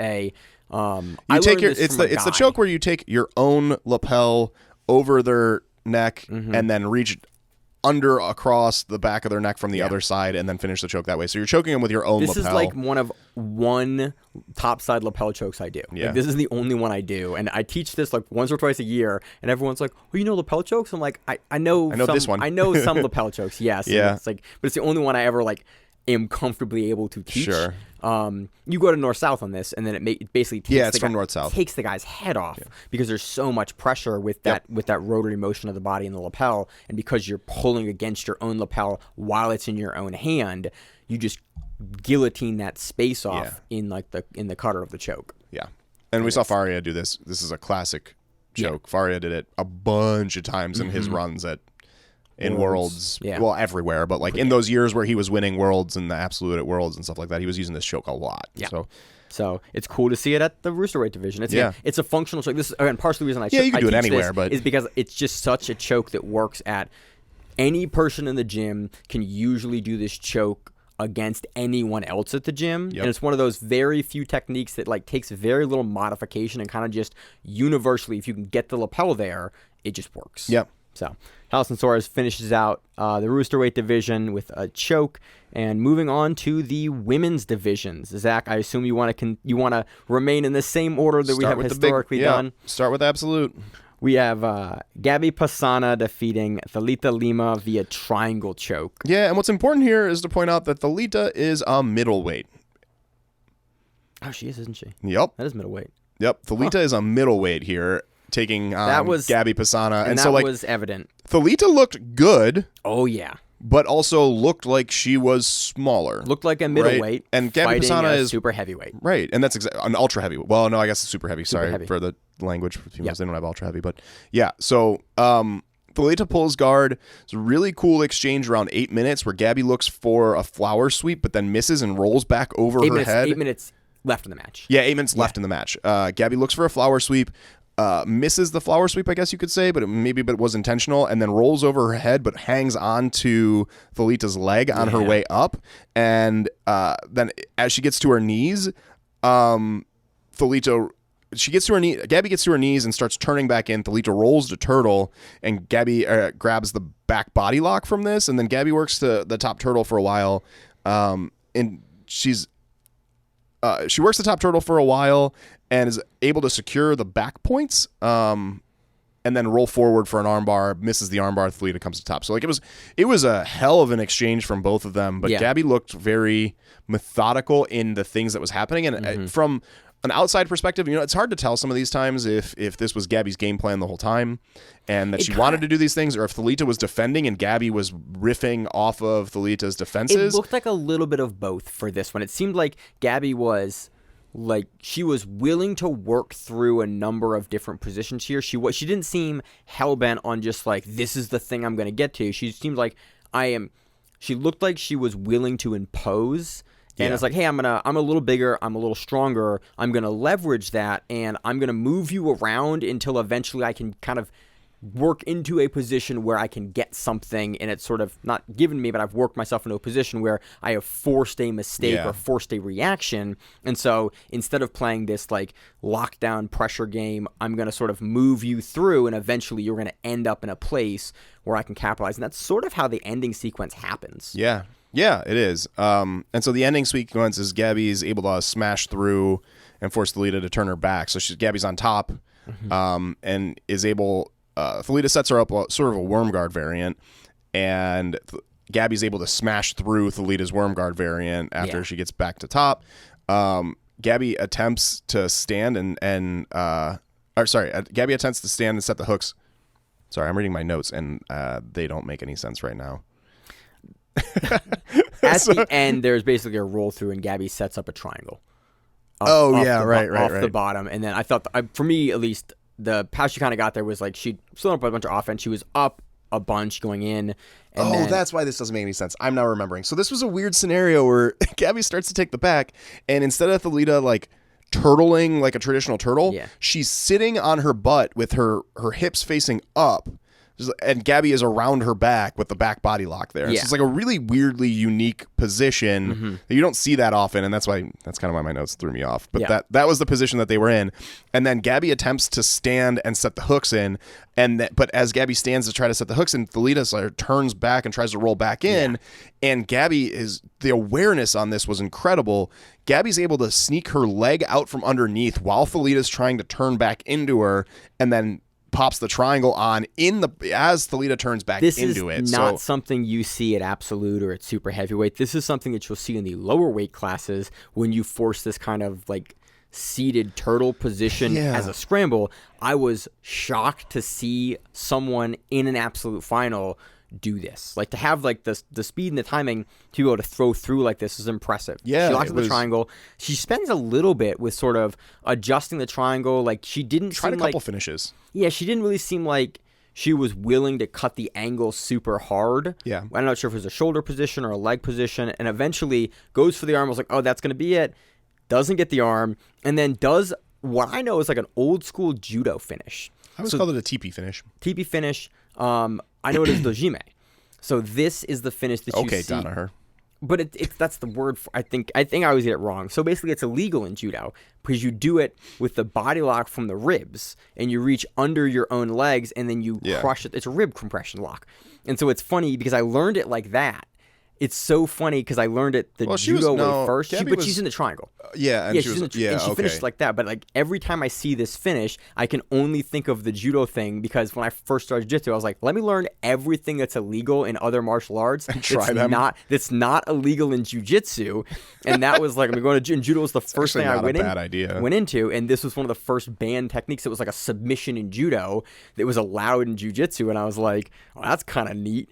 And then I realized very quickly, you make people very angry doing this to them. Yeah.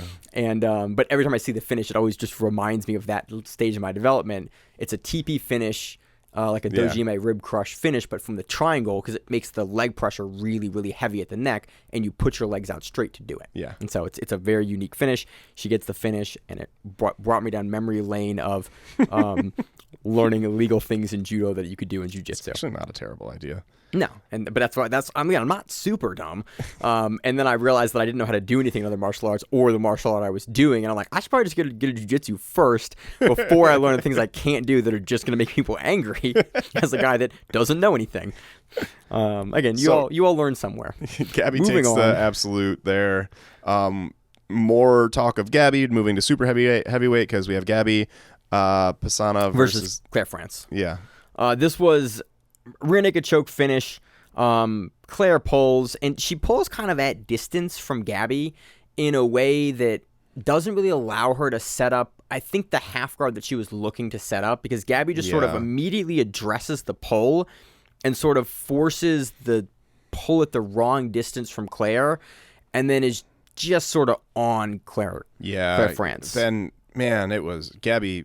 She sort of smash passing performance through the guard to the back. She forces the turn for the back. Flattens Claire out. I thought she was going to finish when she flattened out. I thought so too, Claire honestly. turns over, and it's a rear naked choke finish. Yeah. Face up. Yeah, it was a quick match. Dominant performance from Gabby. Yeah, and again, what we've seen takes gold at weight and absolute. Moving on to the heavyweight division, Amanda de Oliveira taking on Elizabeth Mitrovic. Finishes it via toe hold. I think de Oliveira goes by Magda. Magda? That was what was on the back of her gi. It's one of her names. Okay.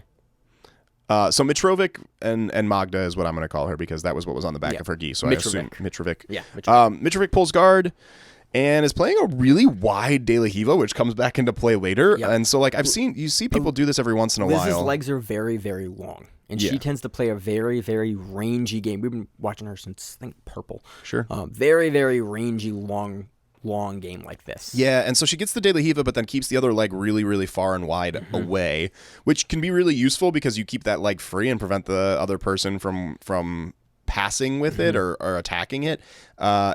And then you can use it when you want it. You suck it back in and hit your sweeps with it when you need it, and keep it ranged when you don't, it's a nice way to play, but it does bite her in the end. And it's sort of my classic teaching for this is, if you play like that, whenever you pull the foot in, it's unconnected from the person, so your top player can like grab it. Yeah. And that's eventually what kind of happens at the end. Was from the guard this happens. Yeah, and so there's some guard play, some closed guard, and then we end up back in the De La Hiva. And in this case, that free foot, Magda, so Mitrovic pulls it back in, starts to pull it back in, presumably to try to hook underneath Magda in some way and start working towards like an elevator things, sweep or make distance. On its way back in, Magda grabs the toe hold, and then because the De La Hiva hook is around the back of her inside leg, she is able to roll across Mitrovic's body, put her own lat on the mat. Now her lat is on the mat on the same side of the foot that she's attacking, but she also hooked the Mitrovic's De La Hiva leg in the process. And so it's sort of like how we end up in saddle, kind of where you back step and you hook the leg through. That's kind of what she does here, but she doesn't. It's more of a roll through on the shoulder as opposed to like a full back step. Yes. It's sort of, you make the angle, you look the other way in the guard as the standing player in De La Hiva to grab the toe hold, and then you roll over because you can keep putting pressure in that toe as you roll through. I teach this at least twice a year, like this exact sequence for a good counter to like a really, really open, rangy De La Hiva, especially if people are going to use the De La Hiva to invert under. This is like one of my favorite counters to that, because a lot of times you don't lose anything by grabbing it because you grab it, they yank the foot away, and then you can start immediately adjusting the De La Riva, but you can also just get the toe hold there. Yeah, and so she rolls through, she hooks Mitrovic's other leg, prevents her from moving her hips out, and so she's stuck in the position. And like, this is, I think a lot of times we see toe holds as like, I think sometimes people hit them as these sort of snap subs where like I grab it, I crank it, and it goes, right? Like and a wrist lock. They're these sort of like foot. catches. Yeah. This is one of those cases where this is a control position. Yeah. Magda could have stuck in this position for a minute, and Mitrovic couldn't have gotten out of it because the way that her hips are controlled by that leg hook, and the way that the leg, her other leg, is controlled with the actual toe hold, and so the toe hold is just the sort of it's the anchor cherry point on to the top, position, right? And so finishing it was sort of inevitable once we entered this position. And I like this particular attack because it's one of the cases where we see a toe hold that's done in a way where it's like very firmly controlled and not as much of like a catch as we see in other cases. Yeah. So great finish. Again, I love seeing finishes in finals. I think over the years we've seen more and more finishes over the finals. Always great to see it. Yeah. Moving on to the next match, we have the medium heavyweight division. Mariela Malyasik defeating Sabatha Lathis via choke from the back. Yeah, Malyasik looked good here. She's looked good a lot recently, but she looked really good here. Malyasik pulls early, sets up a lasso. Sabatha pushing really heavy forward, and she that kind of is what starts the ending sequence. Yeah. Is she throws a really hard hip bump from the bottom, and then kind of overcommits in it and opens her guard out of it. She tries to kind of hip bump through and opens her legs on the hip bump and allows Malyasik to like get out of the established guard and start just smash passing through the same side leg. Yeah. And then so all of that happens, and they end up out of bounds, and Malyasik actually doesn't get a point for that. Yeah, the out of bounds rules are it was legit, but she gets an ad. It was a really nice sequence. Malyasik looked really good in the sequence, but she gets an ad for it. They go back to standing neutral in the center. Sabatha pulls guard. And then Malyasik immediately starts working some more body lock passing, similar to what we were talking about Thalison doing earlier. She's really low. It's not exactly a body lock, but we're in the gi, so there's a lot of cloth, and she's grabbing onto some things. Again, you don't need to fully lock the body to do the same style of passing in the gi. And she uses to climb to the high pressure passing to get that same crossface that we saw Thalison do. Leg weaves out to mount, and then Sabatha turns to defend the mount, and Malyasik's able to grab the choke from the back as Sabatha turns to finish. Yeah. And so this is another case, and I wish that I would have mentioned them in some of the other ones because I have them in my notes too, but this is another case where we see that same scenario where we end up with this low pressure passing at the hips or like body lock, climbing up to a crossface and high pressure, and then switching, and not switching, but high pressure and then leg weaving to pass into mount or side control. Like, this has happened a couple times in Euros here. You have kind of a flavor of the meta right now, and it's like people, especially in the gi, are using that extra fabric to be a little more. You don't have to get all the way to the body lock, and people are realizing, the body lock is great in no-gi. I now have the opportunity to start using it, and the grip setup not even as difficult, but I can do it with lesser grip setups now and still have this effective control position of the hips and the legs. And because you can do it with less of a grip, you can work your arms up the body and sort of ladder yourself up the body because you don't need to have your hands clasped together. You can have one thing holding at a time and work your way up the cloth, and then this transition from sort of a body lock type situation up into the crossface is just a natural progression. Because your hands end up there essentially, and because you're already in front of the arms, there's not a really good way to stop that. And then so you're left with this overhook game on the bottom player where they want to pummel inside, and you just are given this. So it seems very natural. Malyasik did it here to a T. It was really nicely done. Finishes Sabatha for the gold in the medium heavyweight division. Moving on to the middleweight division, Thalita Lima defeats Vanessa Griffin, decision 0-0. This is really the whole match is 10 minutes of double underpassing, and then Thalita Lima was on top as the passer, gets the decision there. I think in IBJJF historically, not recently, but in history, used to give it to the guard player pretty much always. We have seen a shift and they are now rewarding the more active passers with these. And I appreciate at majors that we're still seeing that. Like, hey, although not a whole lot of positional change happened, you had Vanessa Griffin kind of defensively playing a lot more of the guard, and Thalita looking for active passes. A lot of head down passing, but being rewarded for that in the decision because she is the one actively putting pressure to change the position. Yeah. And historically, that was not always the case, and I appreciate that IBJJF has made that change because I think this was, a relatively clear decision. I agree with the call. For Thalita there. Yeah, I agree with the call. Thalita was pushing forward. Griffin was playing, in my opinion, quite a defensive guard. Yeah. 10 minutes of it seems like the right call to me. Yep. Moving on to the lightweight division, Luisa Montero defeats Natalie Ribeiro 11-4. Yeah, this was a relatively interesting match. Yeah. Nathalie pulls guard, and immediately there's some footlock attempts from both ladies, and it from 50-50, and then Nathalie comes up to top for the two off of those footlock attempts. So this was very classic, like, lightweight female jiu-jitsu at this point.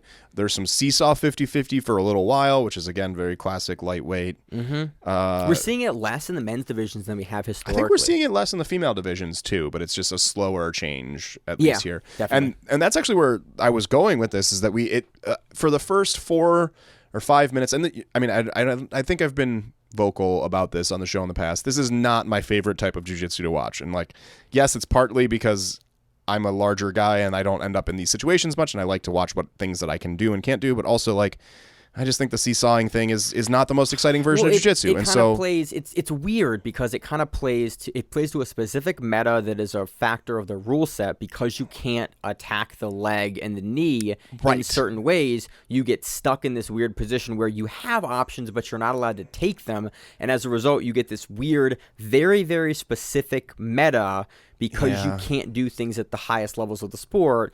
And on top of that, typically the first person to try to get out of that position is punished for it by the other person. So it's this weird where neither person is incentivized to really escape from. We've talked about this at length in the show.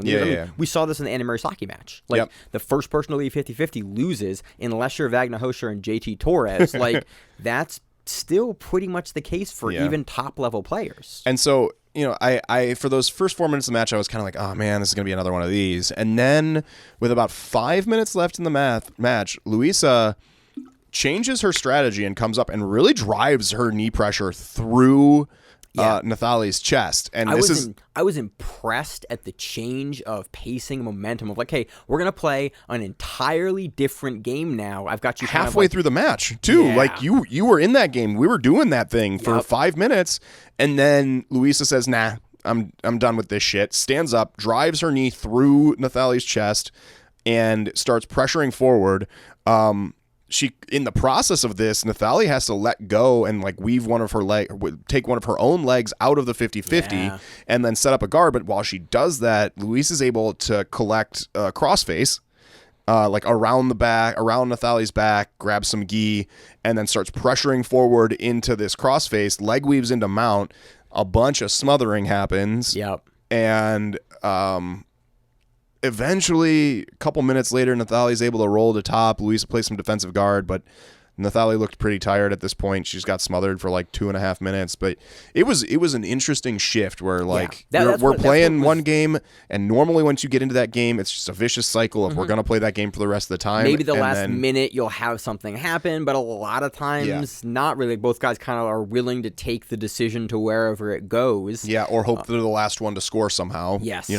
And this time Luisa was like, nah, and really put on an impressive change of pace and momentum halfway through, and takes the match 11-4. 11-4, and starts the scoring sequence there, and so to her credit, she breaks the meta there and and it worked, gets it done. Yeah, it was really nice, definitively. So moving on to the featherweight division, Ana Rodriguez versus Andrea Cavalcante. This ends via a rear naked choke. Ana Rodriguez looked dominant in this match. I have a very weird note in this match, and I'm like, this match? Yeah, so I don't know what your note is, but essentially this is Ana Rodriguez putting on a passing clinic for about 9 minutes before finishing with the choke. Yeah. I think she passes 3, maybe 4 times. I think 3. I don't have the points 13-0 is the final score here. Okay. So I think 3 passes and then a mount, or 3 passes and a back take is what the points ended up being. But man, Ana Rodriguez looked good. She was very aggressive with her passing, and was able to push through 3 separate times. What's your note for this? My note is, shout out to Jeff here. There is a big sequence towards the end where it's just Ana Rodriguez, and she's on top, and she's just like pressured in on the top, almost in north-south, with just heavy pressure, kind of like in the same way that Cyborg does it, with that pressure on the top end of the shoulder and into the neck, and it forces Andrea to be just stuck there because she has the lapel trying to stop the pass, and you're in this weird like stally position on top where it's like, well, I can't let go of this lapel because then the pass gets completed and they're going to drop into side control and drop into like a north-south choke or some position, but they're leaning on my face and that neck. Sucks. And it's terrible, but game plan wise, like I should maintain this because they may need to adjust at one point and I can get this knee in front because I still have the lapel there. And so you leave someone in this terrible space on the bottom where they have to make a bad decision, where it's like I either let go of the lapel to try to free it, or I keep this minimal control that I still have and I deal with the forward pressure on my neck, shoulder, and face. And it's a terrible way to have to make a decision. And I think that the positive influences of pain have been downplayed in jiu-jitsu for a long time, right? And so like we have less pain compliance techniques than I think we had like in yesteryear. We kind of figured out most of those don't work. But I think they do really fucking work, still and they're just pretty well. I think a lot of people just don't train them because you're kind of an asshole, right? Yeah. And so like I do a lot of that still too. I toned it down a lot, but like I came from a catch place. You came from MMA. You came from MMA back in the day, Zach, when it was okay to just like maim people, and that was part of the training. But the grappling at Strong Style was catch from like 98 to, we'll call it 2006. Yeah. Like the old guys, the old gruff guys, when you walk into a place and you're like, that dude's going to fuck you up. And he's wearing stained Hanes sweatpants with the elastic on the bottom. Like that dude was a catch guy at Strong Style. And so like that was what I came up with. Everything's okay. Marcus was a catch guy. Yeah. So I remember like many ways I can just crank on your neck from like a chin control. But I think if you're not trying, like I think pain compliance kind of stuff is effective if you're not just trying to like excessively put pain on. You're just putting yourself in a position where you're controlled in applying pressure in a way that is painful.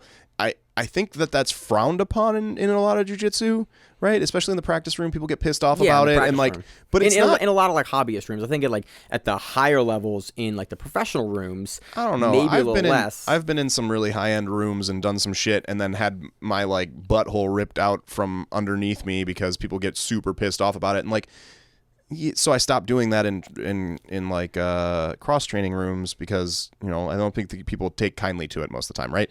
And like my point with it is not that it should happen or that you should go and hurt your friends, but just that in this match it was very clear that sort of pain compliance situation that puts someone in a spot where they have to accept the pain or do the thing that you want them to do was very clearly working here. Yeah, it's something that does work really well in jiu-jitsu, and it's up to you to decide whether you want to make friends or lose them.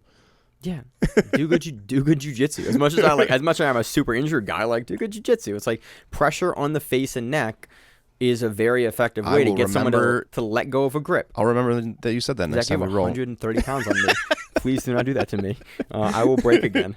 So Ana Rodriguez looks really dominant in this match. Takes the gold here. Yeah. I wish that we had a better camera angle of the finish here. That was the really frustrating piece. Eventually it goes to the back, and I can't. It's a really neat finish because it almost looks like she's going out for the arm. So she ends up with looks to be some sort of lapel choke, probably cross-side lapel choke, but she is based out belly down with It was hard to figure Andrea out what was happening. Also belly down, but she's very based out far. Like she's going to go for a belly down armbar, but she obviously has some sort of choke because the arm is still in, and the tap happens. And I'm going like, that was a really unique finish because it is an angle we typically do not see.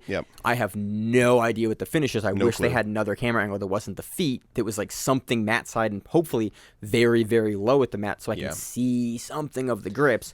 just disappointing because it was a really unique finish that we didn't get to see. But Agreed. overall, Anna Rodriguez, like, again, the featherweights, like smaller women's weight classes, being able to put that level of pressure on, very, very impressive. And that's something that we see a whole lot at the lower weight classes for the women. Or starting even to for the happen men. more. It's starting to happen more. Very, very impressive performance. Like, really, really, really cool performance. Next match on the light featherweight, we have Maisa Bastos taking on Brenda Larissa. She wins this 11-4 as well. Maisa just looking like Maisa does. Pretty much. Such a dominant player in the field right now. My wife sent me a video from Maisa at Euros, and she was like, "This that back take thing you keep trying to do to me." And I was like, "Yes, I got it from Maisa and from Mikey." Yeah. And she goes, "Yeah, I don't like it." And I went and then I watched the video. It's Maisa Bastos doing essentially where someone's on their back in open guard and you are crab ridden, but your face is like going towards their butt and back, and you're trying to crab ride them when they're still on the mat, but inverted. Oh, yeah. And I don't have a better name for it, but it's like it's a variation of something like you'd get off of like a failed Berimbolo, kind of, but you're doing it just from the straight up guard. You see people get there intentionally from leg matrix. Yes. Right? That's one of the like ending locations from a leg matrix entry. But it was just very funny to have my wife like send me at work today. She never sends me jiu-jitsu stuff. Because we train together all the time, and like for her to actually independently goes, "It's that weird thing you try to do to me," and then watch it immediately works. It's Maisa Bastos, and I'm like, I do try to do that to you, and it's not usually successful, but well, look, Maisa does it, and she's way better at it than me. And so that was my highlight of like Maisa was my wife taking an interest in sending that to me. But yeah, so Maisa looked incredible here. Pressure forward. 50-50 open guard, lapel sweeps, and then towards the end, a back take. Yep. Uncontested 11-0. Oh, sorry, 11-4, not uncontested. Yeah, 11-4, because there was a little bit of seesaw there. But Brenda Lewis is someone we've seen take matches off of Maisa. Like, I'm not surprised to see Brenda in the finals with Maisa, but Maisa in the IBJJF is just tough to beat. Yep. Tough to beat. But again, Brenda Lewis, I think we will continue to see these two women go back and forth for the next couple of years. I'm sure. Moving on to the roosterweight division, we have Jessica Carolina defeating Thales Loreno via advantages 0-0. This is really very similar to the Vanessa Griffin match. Yeah, a lot of defensive guard play. Lima, 10 minutes of passer versus guard player. Ends in an ad for Jessica Carolina. Yeah, for an almost pass, I think. And, you know, it is what it is. These things happen. Like, this is part of the rule set, and you know you don't want to give people at these levels. You don't want to give your opponent an inch, and sometimes that means that you end up playing really defensive, and we end up with a 0-0 match. But that's why advantages are for. That's what referees' decisions are for. Like they have it. It is built into the rule set to allow for that to happen. Again, I would love to see IBJJF push a little more activity so that we can see the athletes be able to showcase more of their jiu-jitsu and again, it's a feature of the rule set, not necessarily always of the athlete. And so I just would love, we saw Flow Grappling implement, or Flow Grappling or IBJJF implement some changes to the upcoming GP that's going to be broadcast on Flow. It's going to limit, I think everyone terms it as lapel fuckery. I don't know if there's more technical term. We'll get more into it when we preview the IBJJF GP, but they're basically for broadcast events that are pro and that are showcased on Flow for the GP. I think they're looking to address or force IBJJF for those events to kind of address some of the viewership issues that have come along with what IBJJF allows for positions, and not necessarily inactivity, but gamesmanship of the rules in those areas that don't allow athletes or force athletes into playing a game that is maybe less viewer friendly and let them do heel hooks, slower pace. That'll solve it all, dude. Heel hooks in the gi, I would love. We cover like 1 or 2 events a year that have heel hooks in the gi. It's always incredible, and I would every year. It's a different game. Every year, someone forgets. Every year, someone forgets and then gets heel hooked at a gi event. And they go, what? And then they go, oh, and you see them every time go tap and then look and then realize that it's legal and go, oh, and get frustrated every year. And that face of disappointment brings me joy every year. But heel hooks in the gi, it would fix a lot of problems. It would fix a lot of problems. Reaping in the gi, it would fix a lot of problems. Yeah, if I'm not going to be allowed to heel hook, at least let me reap. Occasionally your knee gets blown out, and occasionally you tap. But rarely. And we do a sport where it's completely legal to rip off a Kimura like a chicken wing. Yeah. But I can't put my leg across your leg. Like, we allow you to jump guard and do flying arm bars but I can't reap your leg from a guarded position. Stupid. So again, we're seeing them at it in Nogi, something that we never thought we'd see in the IBJJF. Yeah. But they're modernizing. Come hell or high water, they are pushing towards it. I think this was, as far as finals go for Euros, these were good. One of the better years we've had for finals. There were for some gi events really, overall. Really, for a gi major, it was one of the better. We have a quality of athlete now at the height of the sport that I think understands. I talked about this a couple weeks ago, maybe a couple months ago at this point.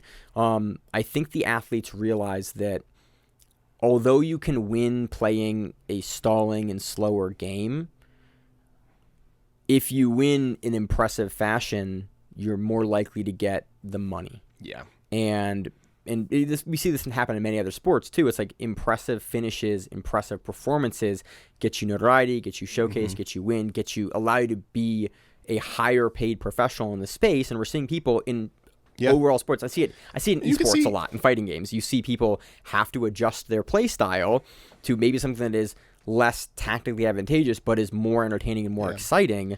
And we see this. I mean, I can think of, so I won't drop names for this half of the comment, but I can think of multiple people that are always on the cusp of winning things, right? The guys that take second a lot. Yeah. The guys that have maybe won a major here, but then like consistently are second, third. They're in the running, right? Those guys. I can think of a lot of them that have okay games. Yeah. No, that have okay games that are sometimes pretty boring, and they don't get invites to things that draw money. And then you have someone like Josh Cisneros, who is that exact same profile, right? He's won a major or maybe two. Like, he's done really well. Yep. He's also a guy that isn't like, he's not Tynan, right? He's not him up on points in like.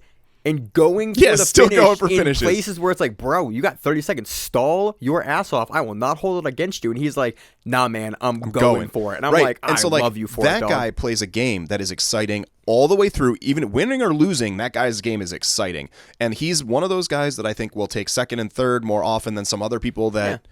But if I have to choose, if people have to choose, they're inviting Cisneros. Look, and Cisneros gets invited to all of these things. That dude's getting invited because he is hot fire. And it's awesome to watch him. And it's also important to point out that, like, yes, Cisneros is an incredible player. He has won things at high levels. Absolutely. He can always win things at high levels. He's always in the mix. But everyone you put him against. If we're putting together a bracket and it's a middleweight bracket, you're going to invite Tynan and try to get him there the best you can because he wins every fucking thing. If you're putting submission in a minute and a half, 2 minutes. And so like those are obvious invites, but then you have those like, who else are we going to invite to these things? And if we're running I think Cisneros is a lightweight.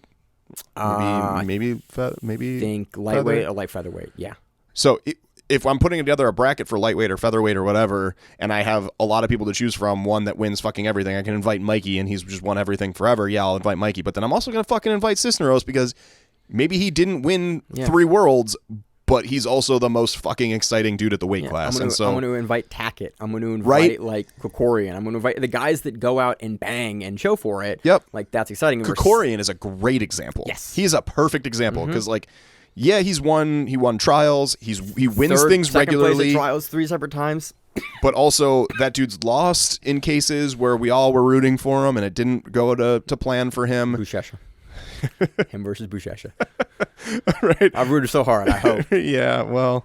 But he went out there and did it. Again, you go out there and do it. But then, like, every one of his matches is exciting whether he wins or loses. So, that's something to say. And I think people are moving that direction. I think we're definitely seeing more. And we're seeing, again, like the gi majors for me they used to be a bit of a slog for a lot of them because coming out when we started the show in like 2017, 2018, the meta was very much like butt stuff. Most people were going to butt back 50-50 or like slow or like the stalling, the people being very happy to win on and like game planning to win on very small margins was much more common. Yeah. I think in these matches now we have a lot more people putting up serious points looking for the finish. I mean, we had a bunch of majors that didn't have a lot, that had like a couple of subs, a lot of closeouts, and it was like we were talking about mostly decisions, mostly points victories, and like, oh, we had the one sub for the men was this sub. We had a ton of subs. We had a ton of great performances, a ton of great sequences, and I think the game is moving in a direction that I'm very happy to be moving because I watch a ton of jiu-jitsu, and I love it to be exciting as a spectator and as a commentator for it. Me as well. And when I started the show, I was clearly less excited about the lower weights because, I mean, at the time, right, you're talking like 2000, even like think back to 15, 16. Yeah. You have at the lower weights, everything from middleweight and down, you have 50-50 seesawing for 10 minutes. Yep. And then you have fucking Buchecha versus Leandro Lowe. Yep. Right, in these blowout, exciting matches at the upper weights, and so I want to watch the upper weights, and no, I don't really want to watch the lower weights because the meta is seesawing, and that's just it's not that right now. It's moved away from that already, and it's moving in a really nice direction. So now when I sit down to watch a major, I'm not annoyed watching the lower weights. Yeah, I enjoy every single one of them all the way through. Hey, lower weight people. We appreciate it. Stay strong. Stay strong. There's like 4 of us. We appreciate it. Our brackets are getting bigger. It's great. Yeah. Overall, I think a very fun major. Some great runs to go back and watch. I have not got a chance to watch all of Fowler. I watched a little bit of Fowler's run. I watched a little bit of Duarte's run. I watched a little bit of Tynan's run. I'm gonna go back and watch. I think I missed a couple of rounds in each one of their brackets. I want to go back and watch some more Felipe Andrew because he's a guy that always puts on a great performance at Euros. And I also want to go back and watch Ana Rodriguez. Her run and Luisa Montero. They both looked next level in their finals matches, and so I haven't got a chance to go back and pull some of their earlier matches, but very, very impressive. My phone just fell off the chair. Anything about that? Do you have anything going on this week? Anything fun? I am doing nothing this week because I had the last day of working at one job last week and don't start the next one until the middle of February. So hey, now you get to deal with the stress that I'm dealing with of starting a new job. Yeah, I mean, I just did that recently. Yeah, I'm okay with that. Yeah, it stresses the fuck out of me. Yeah, I like new stuff. Yeah, I very much like a routine and a schedule and consistency. I have pretty bad ADHD, and so as soon as I get good at something, I immediately don't want to do it anymore. Yeah, and so doing so I'm new the opposite. things Like as soon as I get good at something, then you end up with 272 episodes of a podcast every week. Sure do. You sure do. Yep. You figured out, you're like, this is the formula. We're going to do this till I die. That's why I still do jiu-jitsu because, I'll never be good at it. Yeah. It's great. It's just failing upward, and eventually you're a super heavyweight and you go, meh. Yeah, that's why I started at 185 and now I'm 250 because... Are you 250 right now? No, I'm probably 240. Okay. I was like, dude, we got to have an intervention about that for 250. Maine. I fluctuate. For 4 years, I have fluctuated between 230 and 250. That's just. You came into pandemic and you were above. I was 255 because I hadn't done jiu-jitsu in 3 months. Yeah, so I remember that. Yeah. Yeah, and I was back surgery up, and it was great. So I got nothing else this week. We're starting some coaching that we're doing at the University Club. Yep. That starts this week for you, last week for me. Yep. And so excited for that. We have some folks always good to get back moving to that. through. And so always excited to do that. Gonna get a new schedule for me at work, so I'll be less tired in the coming weeks. So that'll be great. Looking forward to sleeping in, kind of going back to my more normal schedule wise for me. But yeah, it should be fun. We have some fun events next week, and I'm looking forward to it. As always in the show, I'm your host Maine, joined my co-host Zach. We have the Grappling Run. So that, what it is, stay safe. If you like the show, please consider sharing it on Facebook with the folks at your gym. It's the best way that we grow the show, and we really appreciate it. You can reach out to us on email. We also have Instagram. We have Facebook. We have Twitter. We have Google+. Until that shuts down. We have a website. If you have an event you would like to have us cover, please let us know. If you have a name, like most people do, and you'd like to have us stop butchering it, let us know. Reach out to us. The show is also available on YouTube, Spotify, in addition to iTunes and every other podcast service. We very much appreciate your time, and thank you.